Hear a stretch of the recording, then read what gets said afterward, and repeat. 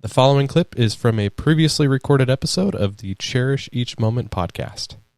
The other day, I happened to drive past a lady shoveling all the snow off of her front lawn. Never seen anything like that before.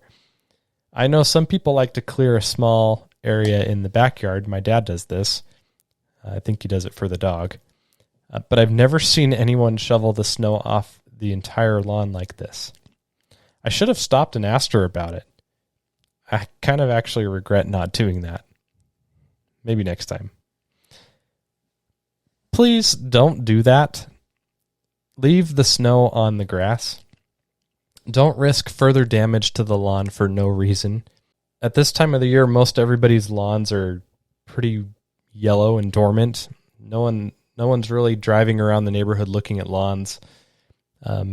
It's not on people's minds. Nobody really wants to see it.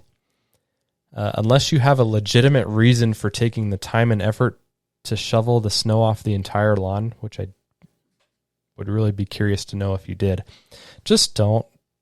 I don't understand. There's so much more damage that could potentially be done by clearing all the snow off your lawn.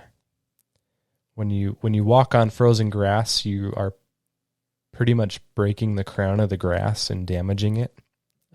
Like I said, when you remove or when you don't have snow insulating the lawn or protecting the lawn, you get tip burn and it's more exposed to the elements. It's more exposed to the freezing cold nights.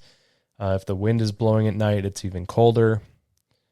And that wind can just be sharp and cold.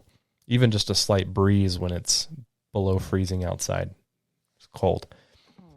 So let the snow take care of the lawn for you. Just leave it there. Leave it there.